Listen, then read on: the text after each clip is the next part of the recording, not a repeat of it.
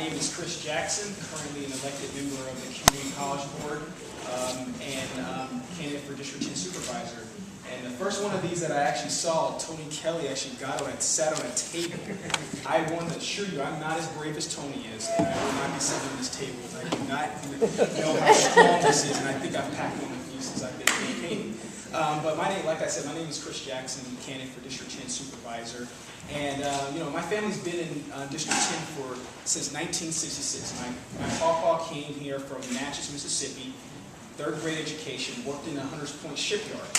He got a good union job. He bought a house here for $45,000. Was able to take care of the entire family, and everyone in our family actually went to college, graduated, and lived, I would say, the San Francisco dream. And I guess that's really what it's all about. A good job and affordable housing. And it's about working families. And in San Francisco, we have very few spaces remaining for working class, middle class families to live and grow and thrive. We've had an out-migration of middle class, working class families for the last 10 years. And I'm running because I want someone to fight for those folks. We deserve to have a space where you can make $45,000, $50,000. You can have 2 or 3 kids, and you can actually grow and thrive, and your kids will want to stay here in the community. And we need folks that will stand up for those folks. And in all of that, those are my priorities. And so I'm gonna get into a lot of that. So first, we need to really work on our city services. District 10 has the second highest rate of home ownership in San Francisco, but we have one of the lowest levels of city services. And what does that mean? We pay our taxes not to a landlord, we pay our taxes directly to the city coffers. And we deserve a little bit better. We deserve a reprioritization of our tax dollars to this district. We're the first ones to lose our bus service and get them reduced during budget cuts.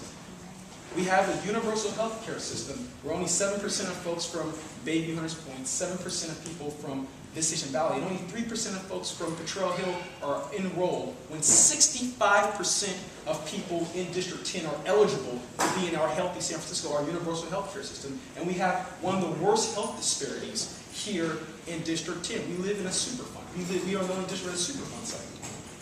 When we talk about open space and green space, geographically, District 10 is the largest district in San Francisco geographically, but we have the least amount of green space, trees, and open space and parks for our kids to play in and for us to enjoy and have a decent quality of life. And what I'm saying, folks, today is I'm here to roll up my sleeves like I've done at the Community College Board level and bring resources and bring services and bring our fair share back here in District 10, because we shouldn't have to live in Pack Heights to deserve our great quality of life. When we talk about support of small businesses, and small businesses employ about 75% of the folks here in San Francisco and nationwide, they're the majority of the employers. It's not the large corporations, it's the small businesses. And they're the backbone of any community. And when we have strong small businesses, we have strong communities. And when we have strong communities, we have strong districts. And so what I want to do is actually have a micro-lending program that actually incentivizes the entrepreneurial spirit here in District 10. We have a lot of folks who are entrepreneurs. I even call drug dealers entrepreneurs because they sell bad things to people and they actually buy it.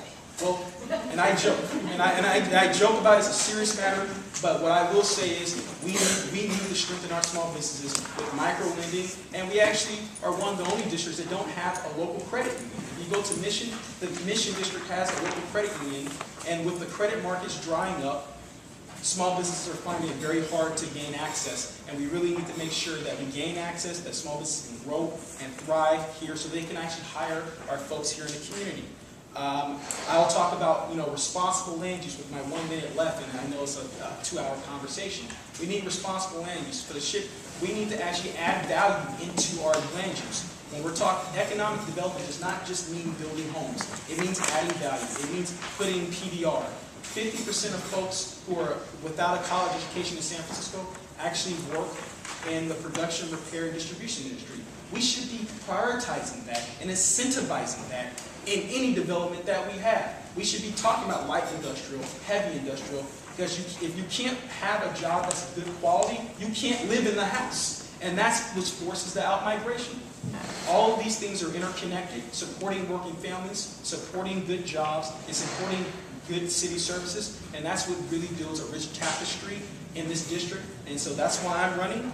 I'm also, public safety is very important. With my 2 seconds left, public safety is very important. I wrote an op-ed in the Bay Guardian last Wednesday that talked about public safety, that talked about keeping the Victim Services Center open more than just one day, but a full-time Victim Service Center, talking about a neighborhood beautification program that employs our unemployed youth so that they can fix up the neighborhood and take pride in what they just fixed up, and also, really trying to prioritize foot patrol. And we're also bringing legislation that will actually, help police have healthy interactions with our residents here in District 10. So thank you so much for having me. I appreciate it. Yes, and thank you for no questions. Take care.